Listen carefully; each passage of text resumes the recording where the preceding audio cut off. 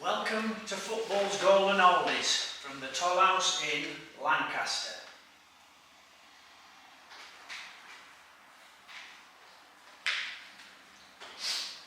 Who called him Braveheart? We see there a celebrity who wanted to remain anonymous, presenting the Bell Scotch Whisky Award of Manager of the Year in 1975 to Ron Saunders of Aston Villa. And that's who called him Braveheart, Eric Morecambe, a famous comedian from Morecambe. This is where I did my research. The Real Mackay, a book that I have signed by the great man himself. All the 200 football books in my office are brilliant, but this one is special because it was autographed by the author, Dave Mackay. Mackay was the man. He made everybody play and made Spurs just as he did Derby later on. What a man to achieve so much in spite of 2 broken legs. That was Dennis Law. Simply the best I ever played with, Jim Baxter. The finest wing half I ever played against, Eusebio. We were just a good side until Dave Mackay came along, then we became a great one, Cliff Jones. Quite simply and very sadly, they do not make them like Dave Mackay anymore. That was the England captain, Johnny Haynes. Early days in Edinburgh.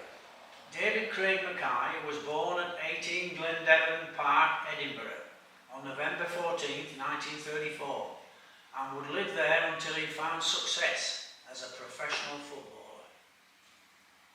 Dad worked nights as a linotype operator for the Scotsman newspaper, leaving the house at 5 p.m. every afternoon, and his wages enabled him to buy their house. Mum ran the house, especially when Dad joined the RAF in 1939, and the rules were clear. They could stay out until 8 o'clock or whenever it got dark. In for tea at 8 o'clock, in bed for 9 in their 2-bedroom house. Latecomers got a clip round the ear from Mum. The 4 Mackay brothers, Dave and Tommy standing, Ronnie and Frank sitting, and far right, Mum and Dad, Catherine and Tommy. From the time they could walk, the boys were out in the fresh air playing football. They didn't have a television or a car because nobody had them.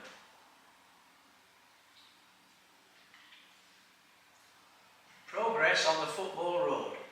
At 4'6" tall and built like an anorexic jockey, Davy fancied himself as a Stanley Matthews or Hart's own Alfie Conn. But he compensated for his build by being combative and industrious on the field, never shirking a tackle. Even at 10 years old, he could not stop himself harrying, encouraging and sometimes bollocking his teammates, to the annoyance of those who didn't take the game very seriously. In 1939, he started at Balgreen Primary School and was soon picked for the school team, but didn't have any boots. So a classmate offered to sell him his for 7/6. Mum coughed up the money, but Davy and brother Tommy took jobs to help out, milk round in the morning and delivering evening newspapers for 10 bob a week, which they handed straight to Mum. As they delivered the milk and the papers, they took a tennis ball with them and kept passing it to each other.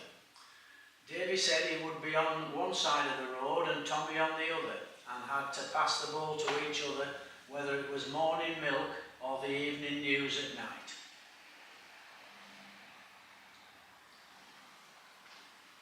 Davy confronts the school bully. With 50 to 100 boys chasing a ball, things could sometimes get rough, and when Davy went in for a full-blooded tackle, he fell the school bully, who jumped up and said, "On the field, Mackay," after school. Afternoon class was tortuous for Davy, as he wondered what awaited him, but the more he thought about it over the next 2 hours, his fear subsided and was replaced by a simmering anger. He could never abide bullies. Half the entire school gathered at Sawton Park, opposite the school, and they formed a huge circle where Davy took up a boxer's pose and was determined to go down fighting. They advanced towards each other, and Davy started throwing punches. Bang, bang, bang. Davy didn't remember taking any, and another flurry of punches put the bigger boy on his back. The fight was over. That was Davy's first fight, and the last, as people said. Davy Mackay is a tough wee laddie, he can box, you know. His dislike of bullies, though, it never left him.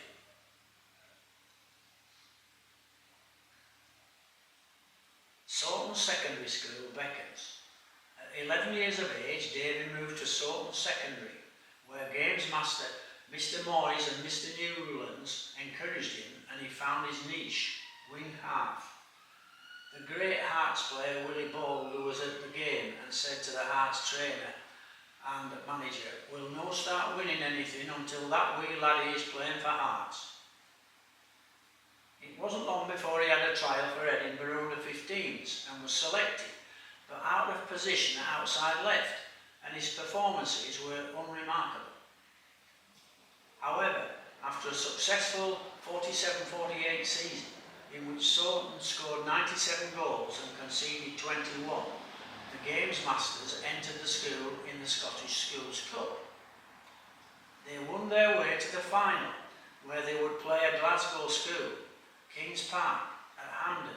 David was 14 years of age. In front of 10,000 fans, the game ended 0-0, and the replay was at the home of Hearts, Tynecastle, where Davy and his team won 2-1, with Davy supplying the pass to his brother Tommy for the winning goal. Schoolboy International. Davy was picked to play against Ireland at Kilmarnock's ground, where they lost 3-2, and he was presented with a tie and a scarf that he wore for the next few months, 24 hours a day.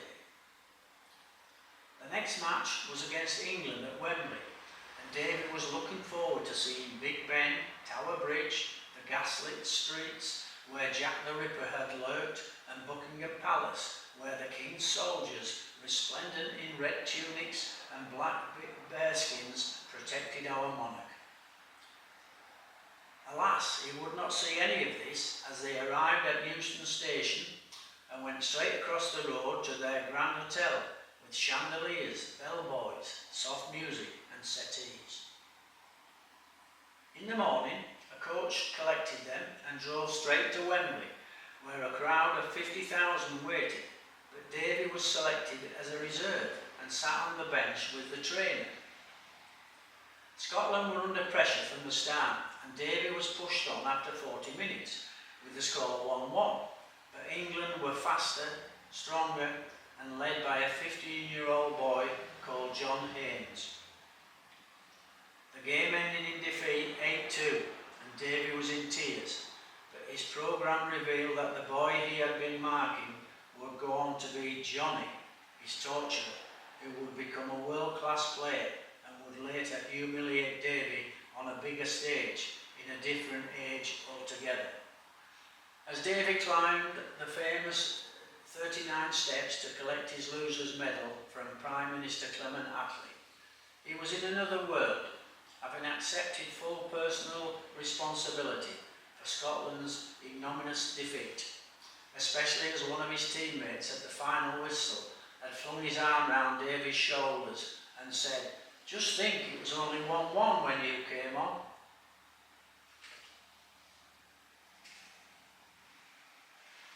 Hearts Football Club pulled him out of the mire. Hearts invited Davy to attend coaching schools at Tynecastle, and his uncle Lewis got him a job as an apprentice joiner at Lawrence Mackintosh Limited, and at the same time he played for local clubs Slateford Athletic and Newton Grange Star, prior to signing professional forms for Hearts on the 1st of April 1952. Manager Tommy Walker offered Davy £10 a week in the season and £8 in the summer, bonuses for winning and a £20 signing on fee. Davy was now training with the first team, and his heroes, the terrible trio of Alfie Conn, Jimmy Wardo and Willie Bold. A week before his 19th birthday, in 53-54, David made his first team debut in a 2-1 loss to Clyde and went back into the reserves, but at least he could always say he had played for the Jam Tars, the nickname of Heart of Midlothian. David was very shy. In his very shy way, David was trying to make contact with the opposite sex, as he didn't come across girls at work or in football. So he ventured to the Edinburgh Palais with his friends, where they would stand and shuffle their feet awkwardly. He was dressed in his only suit in February 1954, when the jitterbugging stopped and the band struck up in anticipation of Ladies' Choice. Can you quick step? Davy snapped out of his reverie and saw the most beautiful girl smiling sweetly at him. So they danced while Davy confessed his fear of Ladies' Choice. Isabel Dixon came from the mining village of Whitecreek, south of Edinburgh, and from a family of boys who all supported Hibernian. Davy kept quiet. In fact, he never told her he played football. Isabel thought he was a joiner, and they began walking out.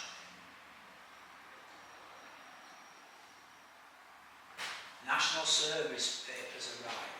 The government, in its wisdom, thought Davy needed to become a Royal Engineer, and he was posted to a barracks in Worcester, England, a foreign country. The army had come to an agreement with Hearts that Davy could play football every weekend, so he would fly back on a Friday, play for Hearts on Saturday, see Isabel in the evening, have Sunday lunch with her before catching the 10 o'clock train to Birmingham to ensure he was in camp by 8 o'clock Monday morning. 50 years of not winning a trophy came to an end on October 23, 1954 at Hampden Park, when Hearts beat Motherwell 4-2 in the League Cup final, and they finished 4th in the First Division. Back in the forces, he had been exposed to some of the big young names in English football when he played for the Army, along with Eddie Coleman, Maurice Setters, Duncan Edwards and Cliff Jones. Davy said, "For people of my generation, the Munich disaster was a tragedy for football, and Duncan was an exceptional talent, yet it was Eddie Coleman who had the greatest impact on me. Snakehips was flamboyant and full of confidence, and if they had lived, they would have been winning the World Cup instead of Bobby Moore and Nobby Stiles." A landmark in his life. Monday, December 12, 1955, Davy and Isabel were married at the Haymarket Register Office, and their reception was at the Hearts Football Club Christmas dance.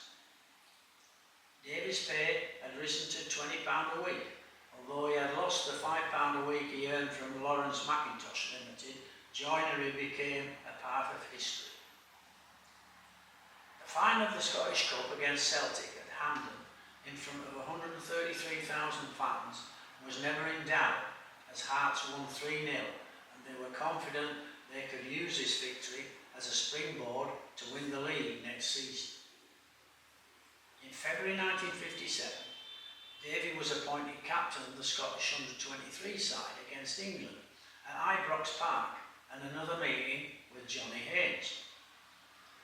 The game ended 0-0, and Davy was slaughtered in the press, who accused him of being dirty, especially the English papers, in trying to combat Haynes and Terry Dyson. Johnny Haynes immediately came out and said, "I wish every player I meet tackled as fairly as Dave Mackay. He is quick, hard tackler, always goes for the ball, and anyone who says anything else is talking absolute nonsense." In May 1957, Davy was called up to the senior Scotland side to play Spain in Madrid. Against great players like Di Stefano, Kubalo and Hento, Scotland lost 4-1. Davy felt depressed, but a regular player patted him on the head and said, "Dinna worry, Davy, you'll get another chance, mark my words, the best is yet to come," before jumping in the bath. He was called Thomas Henderson Doherty.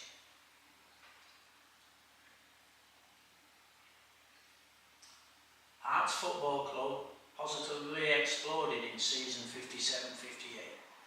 To mark his discharge from the army, no more 800-mile round trips, Tommy Walker appointed Davy as captain, and Davy said it was Roy of the Rovers stuff. Hearts lost only one game, drew 4, scored 132 goals while conceded 29 to reach 62 points, while second place Rangers managed only 49. Raising the league flag at Tynecastle for the first time in 61 years was the stuff of dreams, especially for the 23-year-old captain, who was voted Player of the Year by the Sunday Mail. In 58-59, they lost to Standard Liège in the European Cup, but they lifted the Scottish League Cup at Hampden on October 25, 1958, beating Partick Thistle 5-1. Davy wanted to be captain of the finest Hearts team in history as he stood on the bus waving to fans on Princess Street, but other people had different plans for David Craig Mackay.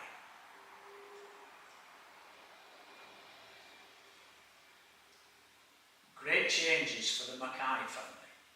In 58-59, things were still looking good, but Davy picked up another foot injury before Christmas and was out of action until February 1959, and it was beginning to worry him as he had missed the end of the previous season with the same injury. He thought it was just bad luck, that perhaps not everyone at Tynecastle shared the same view. Sundays meant going to visit Mum and Dad with Isabel and their 2 boys, David and Derek, for dinner and to watch the new television that had just been bought. After dinner, they were sat chatting when the telephone rang, and David's mum answered it, saying, "It's Mr. Walker for you, David."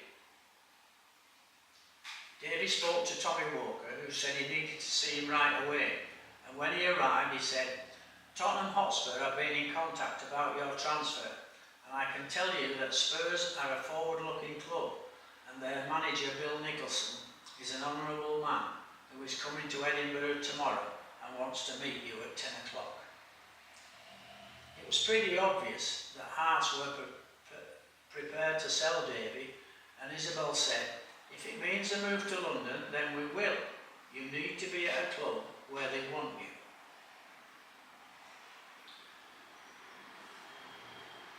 Meeting with Bill, then transferred for 32,000, a record for a defender. Bill said, "Dave, thank you for your time. I've always been a great admirer of you and think you could play an important part for Tottenham Hotspur. I cannot promise you cups and trophies, but I can promise you that we will always play exciting, entertaining and rewarding football." He also promised Dave a club house and generous moving expenses, and that he could remain based in Edinburgh until the end of the season, but he would like Dave to travel down to Tottenham to meet the players at the earliest opportunity.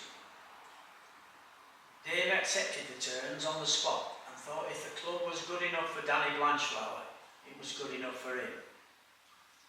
Dave packed his suitcase, donned his overcoat and set off for Waverley Station, where an elderly porter recognised him, and after Dave explained what was happening, he shook his head and said, with tears in his eyes, "David Mackay, Hearts will not be the same without you."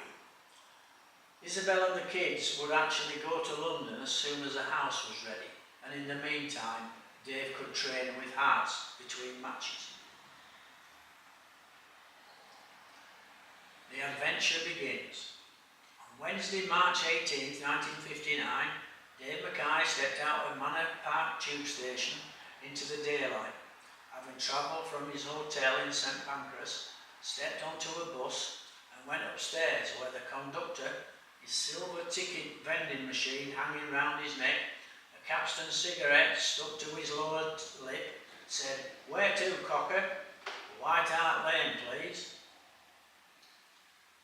Dave, not Davy anymore, met all the players who were very welcoming before shaking hands with the captain, Danny Blanchflower, who said, "Don't be overawed, you're a great player, one of the best I've ever played against. You're in good company here, and this is a good side that is getting better every day." On March 21st, 1959, Dave made his debut at home to Manchester City, and in front of 34,000 fans, he played well in a decisive 3-1 win as Spurs finished 18th in Division 1. Before the season ended, he played for Scotland against England at Wembley, losing to a Bobby Charlton goal. Tommy Docherty was also in the team and asked Dave where he was living. Dave told him he was in a hotel until Isabel could join him when they found a house. Docherty said, "We can't have you living in a hotel, you're moving in with me and the wife, and I don't want any arguments." People had difficulty understanding Dave and Isabel, as Scottish accents were rarely heard in London, and when Dave mentioned it to Danny Blanchflower after training, Danny laughed and said, "When I came here, people expressed surprise that I was not wearing a donkey jacket and digging up the roads." The jigsaw comes together. Dave and Isabel moved into a new house that had been vacated by a celebrity named Terry Ho, the ventriloquist, who left a crumpled Lenny the Lion in a cupboard. After a tour of Russia, Bill Nicholson went to Scotland and returned with Bill Brown, the Dundee and Scottish international goalkeeper. Spurs began the season with 6 wins and 6 draws before losing 2-1 at Sheffield Wednesday, where John White scored on his debut. John White was a great player who shared Blanchflower's knack of finding space, and Mackay said John was the final piece of the jigsaw, no doubt about it. Mackay and White became great friends, and Dave loved his modesty and his quiet sense of humour, whilst being passionate about the game. When Mackay and the rest had left training, John White would stay behind, running, and then running more. After all, in Scotland, he was a national cross-country champion. Dave and Danny had been playing glorious football, with the London press predicting great things, and one reporter said, "Danny Blanchflower is telepathic and Dave Mackay is psychopathic." Dave's reputation was built around his fierce tackling and his so-called toughness, as Spurs finished 3rd, 2 points behind Burnley. Blanchflower promises the double. Spurs began the season with 11 wins, a draw, and then 4 more victories before losing 2-1 at Sheffield Wednesday. Being in a great football side is brilliant, and when you are, the satisfaction and pride is immense. But great sides do not last long.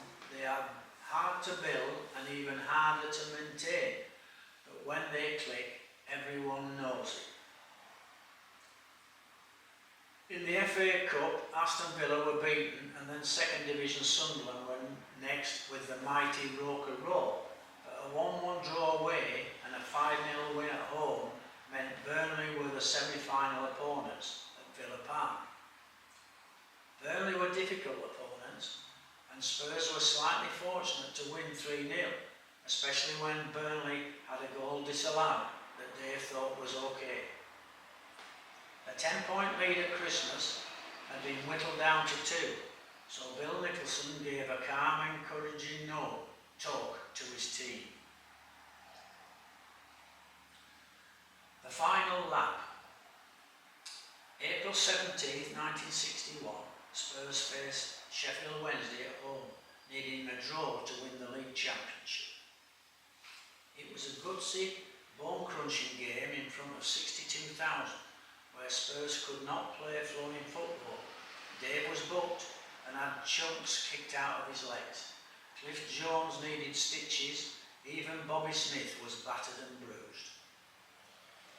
John Fantham scored for Sheffield, and soon after Bronco Lane hit the post. Spurs kept their heads though, and Danny Blanchflower was absolutely superb, a sleek Afghan hound among a field full of barking terriers, slowing the game down and forcing Spurs to take control whilst imposing himself on the game. Just before the half-time whistle, Spurs scored twice through Bobby Smith and Les Allen, and in a tight second half, Spurs prevailed, although the last 10 minutes seemed to take longer than the first 35. The first leg of the double was in the bag. The crowd was on the pitch and the players fought their way to the dressing room, where Bill Nicholson, Cess Poynton, the trainer, and Harold Evans, assistant manager, shook everybody's hand, but the crowd had congregated underneath the director's box, chanting, "We want Danny, we want Danny." Danny Blanchflower seemed faintly embarrassed as somebody placed a hand on his shoulder and said, "Come on, Danny boy, the pipes are calling." Danny looked at Dave as tears came from nowhere and clouded his eyes.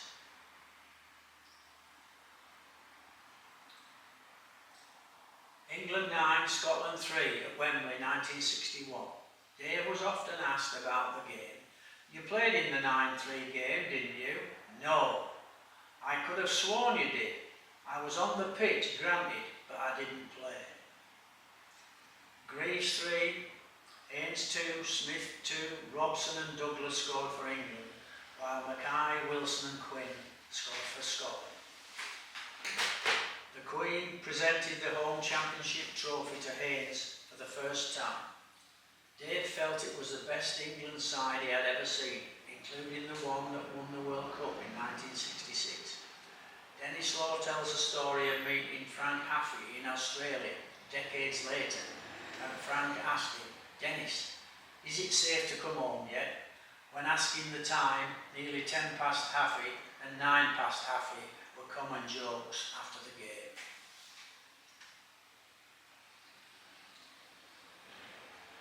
FA Cup final versus Leicester City. Tottenham were made strong favourites to win, but Leicester were no pushovers.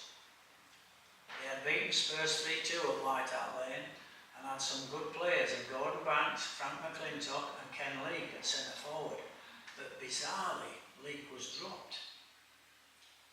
Rain began to fall as the game started and the play was scrappy and disjointed.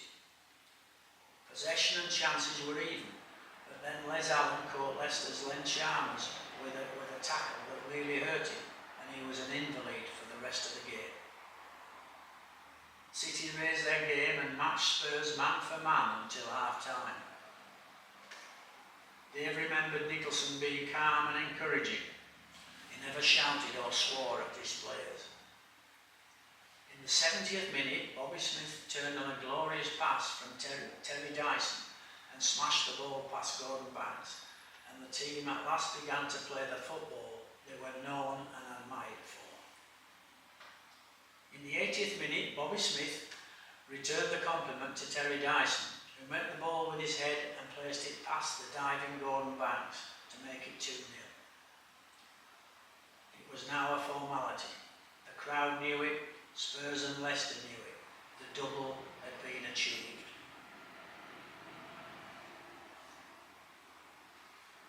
First time since Queen Victoria. Dinner dance at the Savoy to celebrate with wives and girlfriends. After the meal, a number of telegrams were read out, one from Len Chalmers, who said, "Forget about it, congratulations." After the meal, Dave sat next to John White, who had a good game, and said, "Glad you came down to London, John." John's eyes were dancing as he replied, "Oh yes." Dave had never seen a happier man. The future of Tottenham Hotspur was in the hands of a remarkable footballer. Bill Nicholson, who had created the so-called team of the century, was disappointed in Spurs' performance. in that they did not play to the pinnacle of their abilities to thrill the watching millions. In my humble opinion, this was a hell of a team, but who were the three players who could play the grand piano, as Shankly said? Blanchflower, White and Mackay.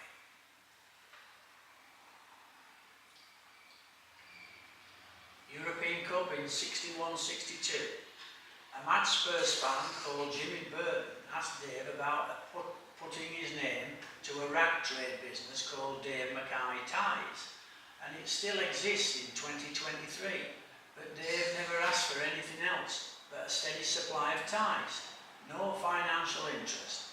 That was a mistake, possibly. Nicholson had given a vote of confidence in his team by not buying anyone in the transfer market. First name was in Poland versus Gornik, and Spurs were lucky to get home with a 4-2 defeat, but the second leg was one of the best games Dave ever played in, as an 8-1 victory suggests. Next round was versus Dutch side Feyenoord, winning 3-1 away and drawing 1-1 at home, which led to Dukla Prague, 1-0 defeat, followed by a rousing 4-1 win at White Hart Lane. The semi-final beckoned against Benfica, and there was some talk about doing the treble, and Dave became convinced they could do it when Jimmy Greaves arrived from AC Milan for £1 short of 100,000.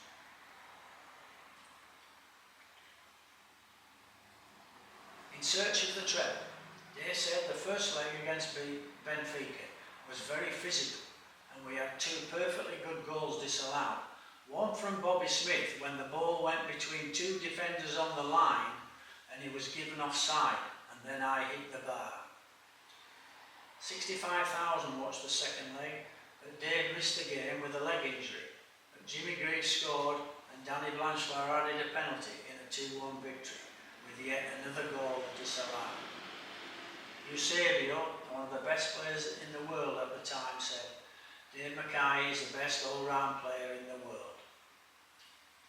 The double was still on, but a crucial game at home against Ipswich was lost 3-1, when Dave, who was injured, refused the pleas of Bill Nicholson and Danny Blanchflower to alter their tactics to nullify Alf Ramsey's boys.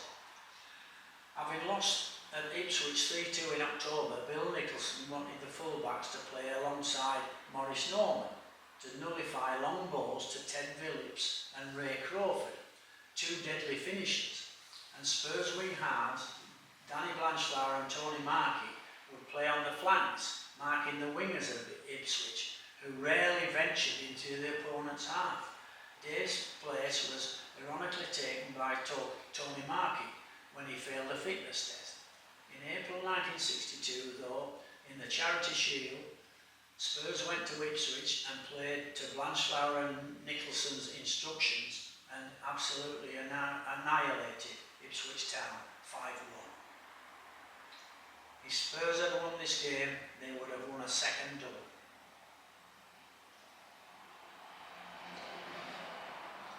Before the big kick-off at Wembley in 1962, the photograph shows a Spurs team completely relaxed, laughing at one of Prince Philip's jokes. The game could not have started better, as Jimmy Greaves scored after 180 seconds. Burnley equalised with a goal by Jimmy Robson, but then John White set up Bobby Smith to hammer the ball home. In the last 10 minutes, Spurs were awarded a penalty, but they had devised a cunning plan, as Blackadder used to say. What was it? Anybody guess?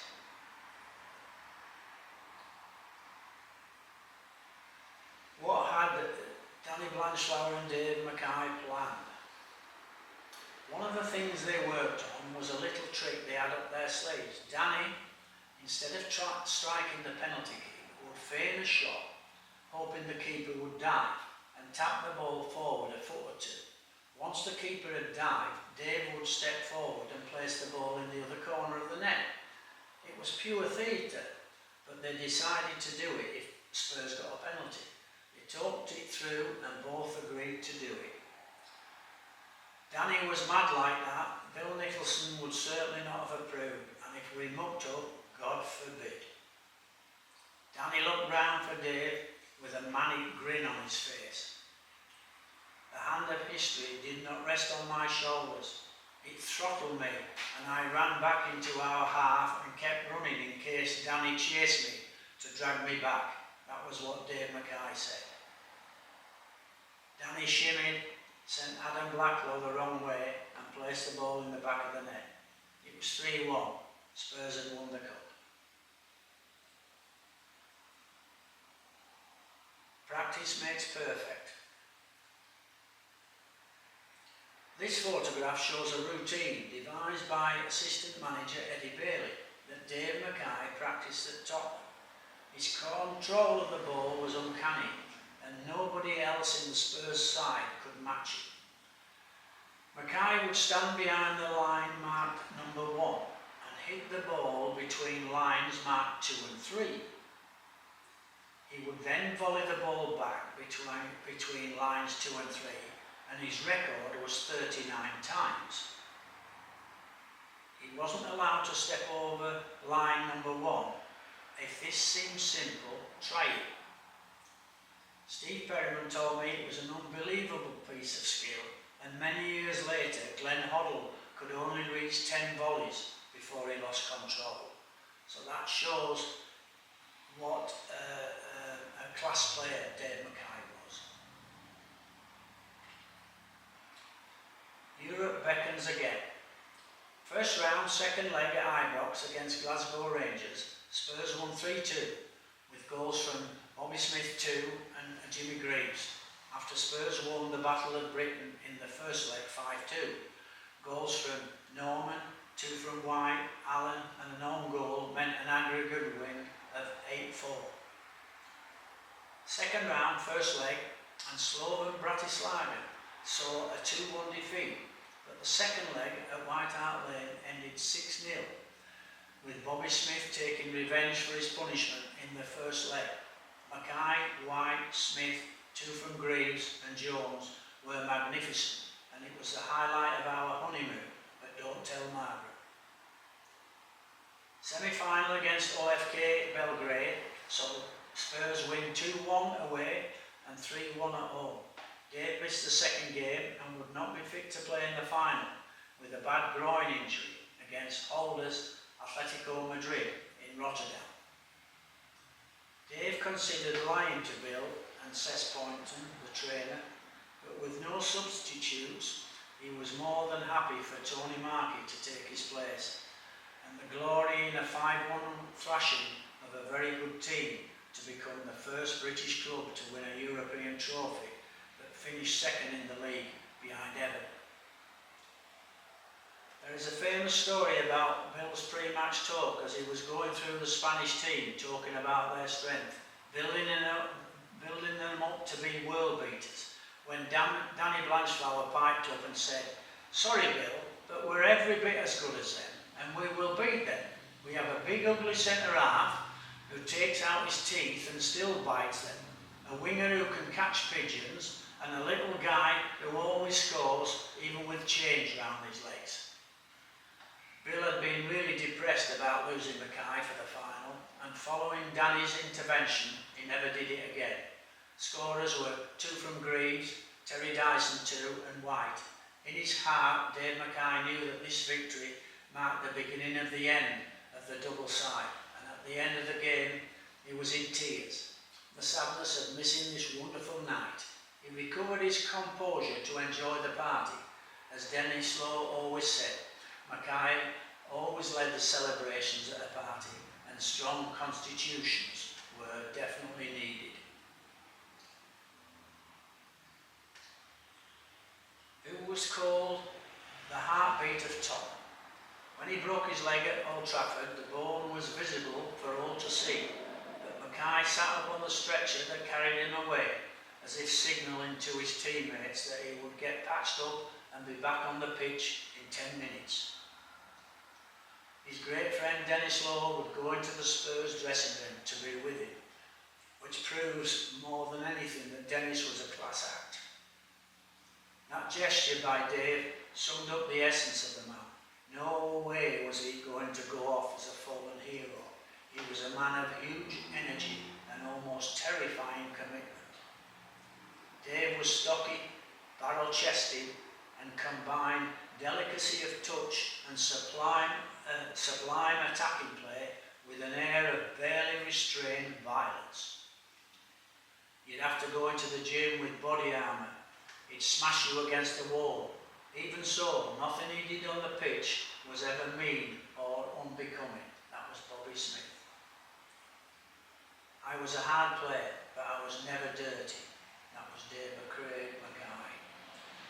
Danny Blanchflower might have been the inspirational captain of Spurs in their greatest era, but Mackay was the one whose approval was sought by the players. Danny and Dave complemented each other perfectly.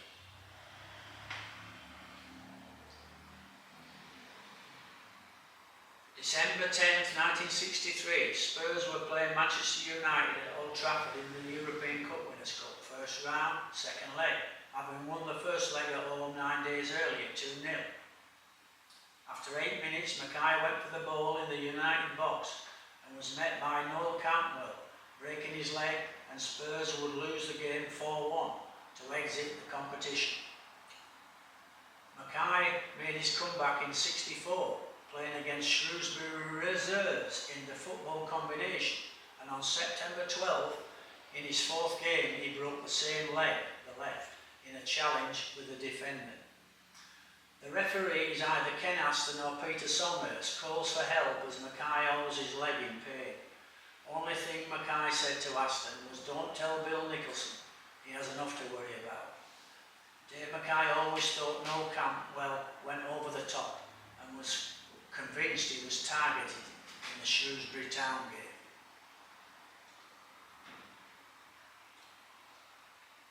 Iron Man story of Dave's fight to save his career. The sound of a chilling crack filled the air. Les Allen heard it. So did the rest of Dave Mackay's Tottenham Hotspur teammates.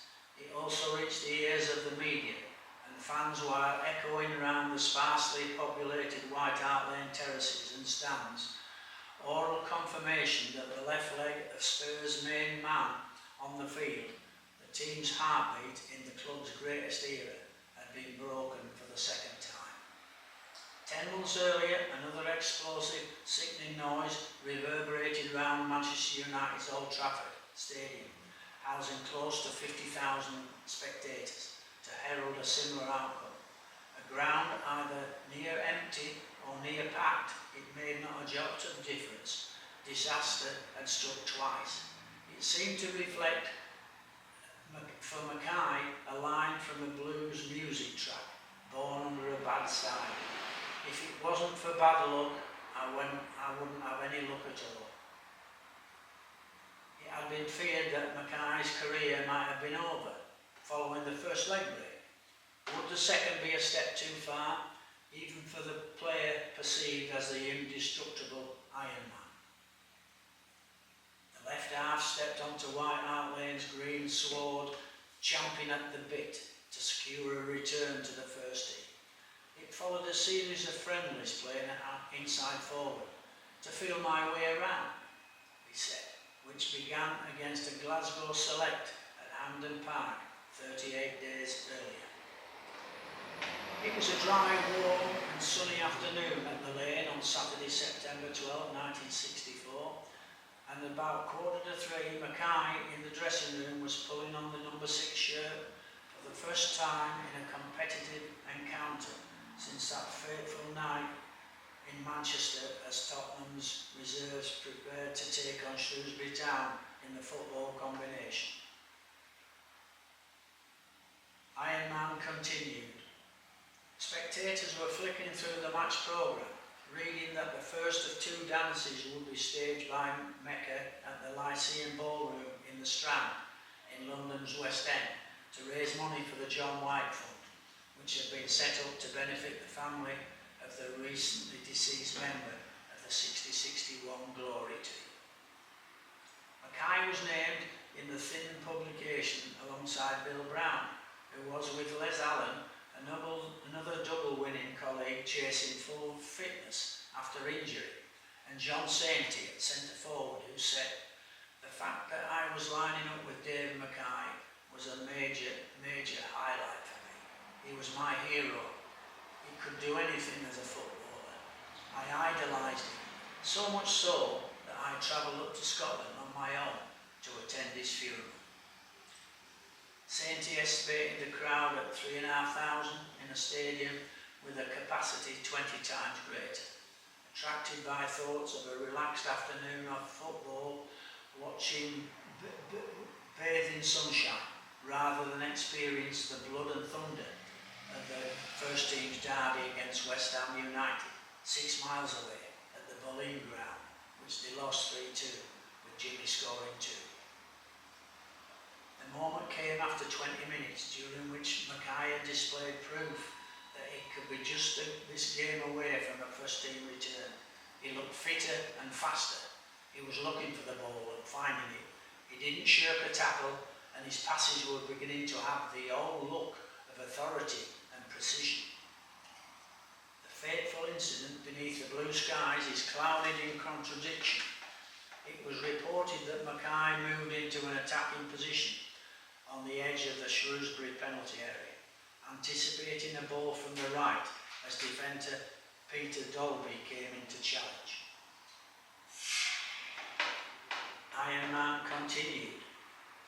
Mackay said I was holding up well when I stood like a stork on my left leg and played the ball with my right. The man came down on the back of my left leg and broke it again. Alan, living quietly with his wife Pat in Essex, recalled what happened 60 decades later. I was about 10 yards away from Dave when his leg went. I knew straight away. It was frightening to hear the cracking noise. Whether it was Shrewsbury centre-half Dolby's fault is debatable. He said he patted Mackay's shoulder to say, "Sorry, Dave," and Mackay looked up with tears in his eyes to say, "Can't be helped, it's not your fault. I can move my toes, but not the rest of my leg." Mackay's mantra in the aftermath might have appeared conciliatory, but he reflected in his autobiography that Dolby had inflicted a diabolical challenge on him, added, "I could not believe it. My first game back, and crack, utter bloody despair. This man did not get booked, let alone sent off." Referee Peter Songhurst crouched beside Mackay and called for the trainer and the stretcher. The trainer told Mackay his leg was broken, when Mackay, despite the pain, tested the diagnosis by standing to stomp his left foot into the turf. That was Mackay, fearless of pain. Mackay only recognised the reality as his cracked bone poked through his bloodied sock. Even then, he rejected the invitation of the St John's ambulance to lay on the stretcher, determined to walk off, ideally without limping, so as not to show weakness, before finally accepting it would not be possible. Iron Man continued. A funereal atmosphere descended on the crowd. 4 male figures, each of a different generation, squeezed together on a terrace. A grey-haired senior citizen, a bespectacled middle-aged man in a white suit, a young dark-haired adult in short sleeves, and a diminutive child peeking over his left shoulder. Each generation wore the same haunted expression, a mixture of shock, disbelief and concern. Less than a yard in front of them, Dave Mackay lay on a stretcher, his face contorted in pain. Thoughts might have been unspoken, but it was clear the fans believed it was the last time they would see of the marauding Mackay as a professional footballer. They felt they had borne witness to the end of a career of arguably the greatest Spurs player of them all at the age of 29. After all, Spurs had had the triple axis of their double winning team shattered over a nightmare 7 months. First had come Mackay's first leg break in Manchester. Captain and on-field manager Danny Blanchflower retired in June '64, and the genius that was John White an inside forward of exquisite quality who had been struck down by lightning and killed during a round of golf in July. Meanwhile, Chelsea winger Frank Blunstone and Doncaster Rovers striker Alec Jeffrey, the English Pele, offered words of advice and encouragement to the stricken Mackay, with both having come back from having their legs broken twice. Mackay was hospitalised at the Prince of Wales, just off the high road in Tottenham, to discover the extent of the treatment required and whether he did indeed have a future in the game. And his spirits were lifted by sacks full of letters from fans, including my letter. Iron Man continued. Mackay even enjoyed sequels of glory beyond as he became a member of an exclusive club of individuals to secure the English title as a player and a manager.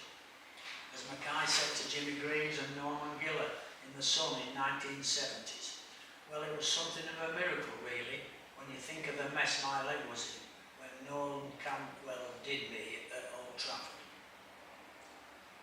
Yeah, Dave being Dave, football's Braveheart, he just knew a second coming for a broken leg would be a foregone conclusion if it was based on willpower, resolve and courage alone.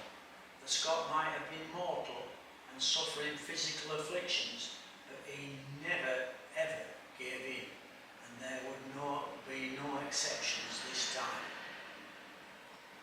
Isabel Mackay, his wife, said, David would not give up, that was the man he was.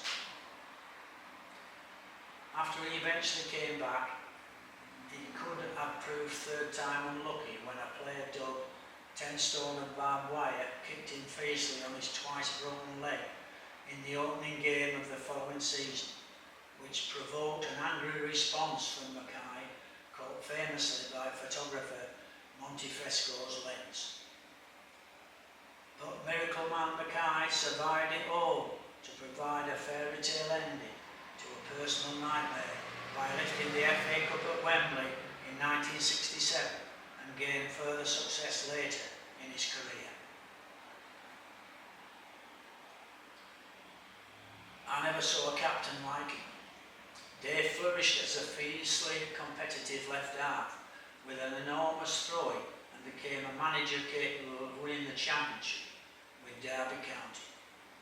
In 57-58, he captained Hearts to the Scottish League Championship, won the Scottish Cup in 56 and League Cup medals in 1955 and 1958. Hearts scored a record 132 goals, conceding 29, a record goal difference of 103, beat Rangers and Celtic twice and only lost one game to Clyde. When Dave became captain at Spurs, I always thought of him as a man leading his men into battle. That fighting spirit never left him. He became the heartbeat of Tottenham Hotspur.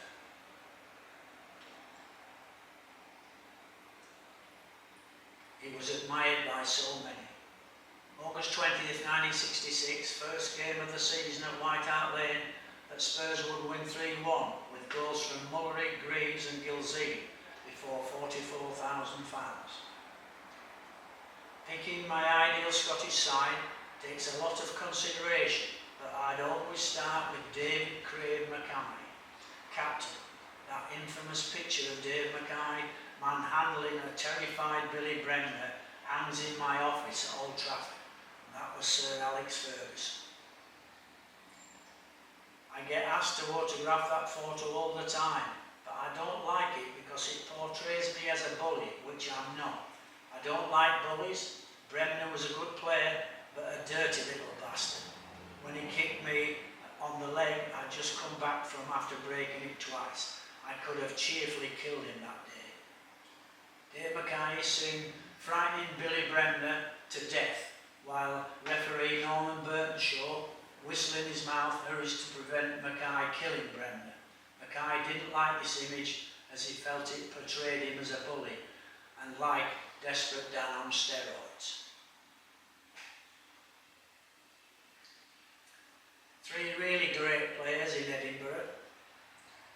use the word great very sparingly now today, because I feel that modern day pundits talk up the game far too much.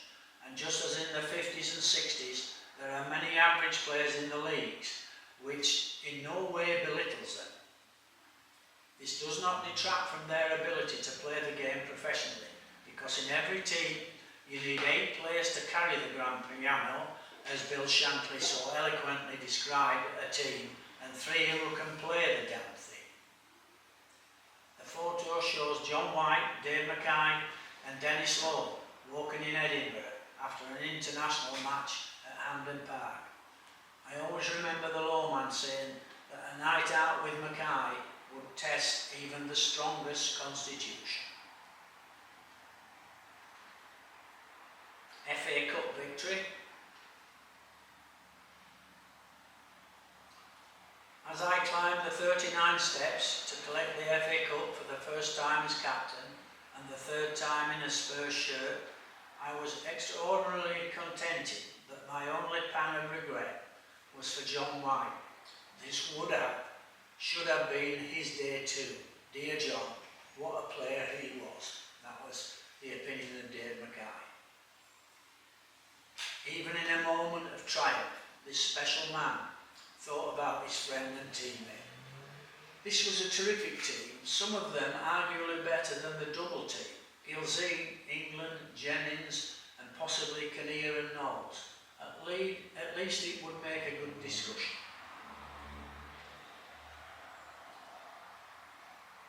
Brian Clough said it was the best signing I ever made. Brian Clough signed Dave Mackay for £5,000 in 1968, gave him a 3-year contract, and he transformed an average 2nd Division team into champions in his first season. In his first 2 seasons in the top flight, Derby County would finish 4th in 69-70 and 9th in 70-71, when Dave completed his contract and went into management with Swindon Town. The season after he left Derby, they went on to win the First Division, and Brian Clough always recognised that the culture Dave had built at the club was a huge contributory factor in their success. Dave had become the heartbeat of Derby. Club management. In 1971, Dave went into club management, first at Swindon Town, then at Nottingham Forest in 72-73, before going back to Derby County to succeed Brian Clough, and stayed there for 3 years, winning the league championship in 74-75. There was a huge campaign to bring back Brian Clough by the Derby players and fans and the BBC. That's not anything to do with the broadcasting service, it was the Bring Back Clough, not the BBC. Gave Dave a torrid time, but Dave was always a fighter, and nobody could intimidate him. In later years, he managed Walsall, Doncaster and Birmingham City. But in 1978, he was offered a job in the Middle East when a phone call out of the blue changed the course of his life. Musa Waseed and Mohammed Al-Mullah, chairman of Al Araba, met Dave in a London hotel, and Mohammed said, "You are my hero. It's the greatest honour to meet you." Mohammed had been educated in London in the early 1960s and went to White Hart Lane to watch the double winning side, and he immediately offered Dave the manager's job. "How much do you want?" he said. Dave replied, 40,000, and he wrote the figure on a napkin so there would be no misunderstanding. When Mohammed saw the figure, he said, "Oh, I thought you said 14,000, but we will consider this and respond to you shortly." 2 weeks later, Mohammed agreed to his terms and gave Dave an upfront cash payment of £12,000. Dave would stay there more or less until 1996, managing Dubai, Egypt and Qatar.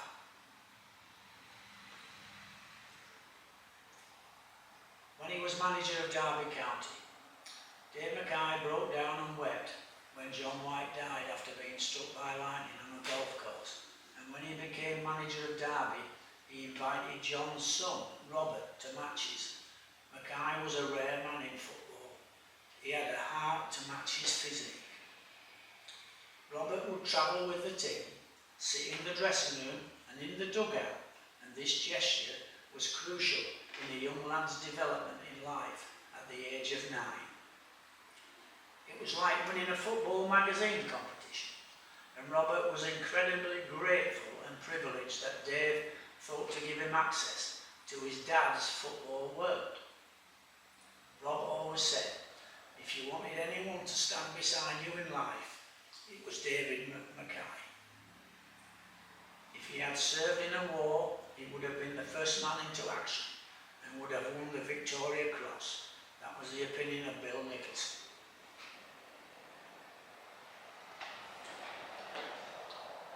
Actions by Dave under the radar. Dave Mackay was a special human being, not only for his prowess on the field. He never forgot anybody.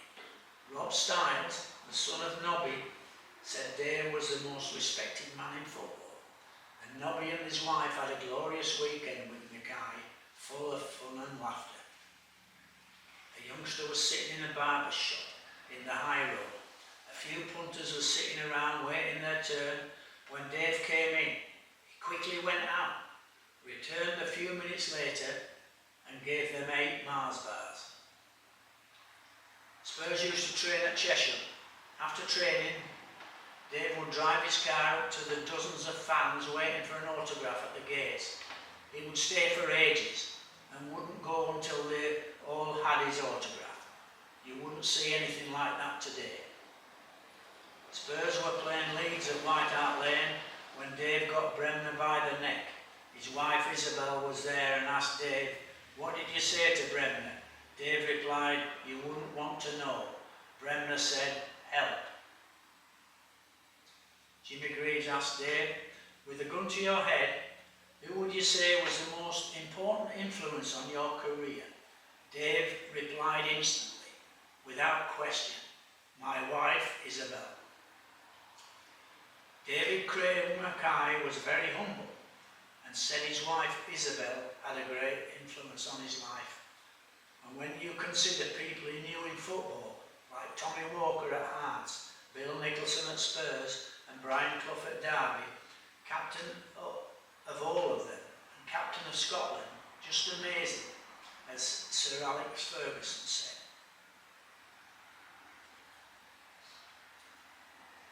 Fairy tales can come true. Bill Nicholson had combined the best of the old in the shape of Dave Mackay, Cliff Jones and Jimmy Greaves, representing the glory days, with individuals such as Pat Jennings, Joe Kinnear, Cyril Knowles, Alan Mullery and Mike England, who were destined to carry the torch into the 1970s. But it was Mackay who was the irreplaceable component. He was the one player who galvanised the team with his leadership, lion-hearted competitive streak and unyielding confidence in himself, just as he did with the side of the early 60s, and this led to Spurs going close to a second double again. He admitted he was never quite as good as before. How could he be after 2 broken legs? And when approaching the age of 33, going into the 66-67 season, despite being a player once described as worth 3 players in a Ralph Finn book, some had his skill, no one had his attitude, his furious competitiveness, an aura of self-belief. Pat Jennings, for one, was impressed, saying he could do everything: pass, head, score goals, tackle, show skill. Wherever he needed to be, he was there. You'd think there's only one pass on, to the right, a left foot, a foot. But all of a sudden, he would change and put a right foot pass away across the other side of the pitch, as opponents swayed across the other side of the pitch, waiting for that left foot pass. The times he did that and scored goals, you could go past him, but not you and the ball. Dave would say in the Spurs book in 1967, the side were going away convinced they were going to be beat. But after a series of free-for-all discussions, we now travel convinced we're going to win.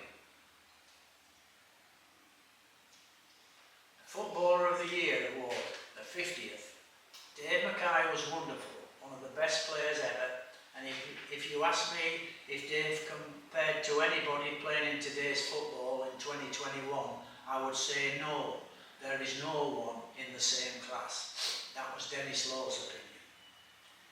Dave's wife Isabel asked Dennis to be a pallbearer at Dave's funeral, but Dennis had just had an operation on his arm and shoulder, so couldn't carry his great friend on his final journey, but he obviously attended the funeral in Edinburgh. Dave Mackay is in the Hall of Fame at Hearts, Spurs, Derby and Scotland. Utterly outstanding to be a legend with 4 teams. He had a clarity of thought and ideas, telling us and showing us all the time that football is such a simple game. That was John Robertson, the super tramp.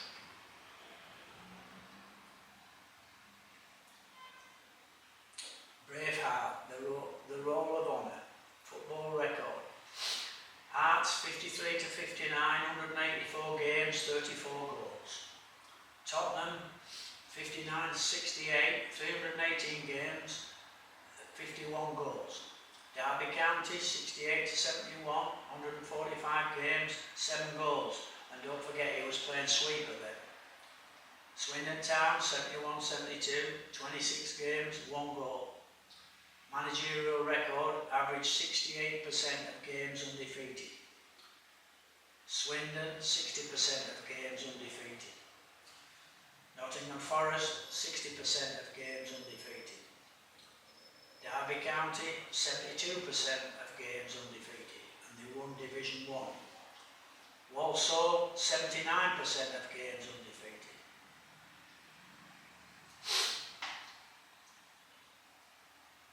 Minutes before the alarm clock goes off, the house is quiet and Dave dreams.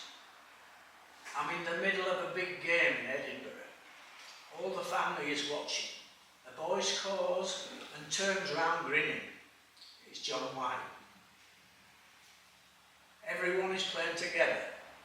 Willie Ball, Alfie Conn, Danny Blanchflower, Jimmy Greaves, Bobby Smith, Dennis Law, Jim Baxter, Kevin Hector, Roy McFarlane, Charlie Jaws, and scores of others who were on that field with me 60 years ago. Like all dreams, it makes no sense. Players who I never knew personally and have never given a thought to in many decades make appearances. Every one of them is frozen in time. There is no beginning and there is no end. A few blinks of the eye and everyone has receded. I turn my head and Isabel is asleep beside me. Life was good. Life is good. I hope you enjoyed Braveheart and the Real Mackay. What a man. We do this every month at the Toll House. We go back in time and dream.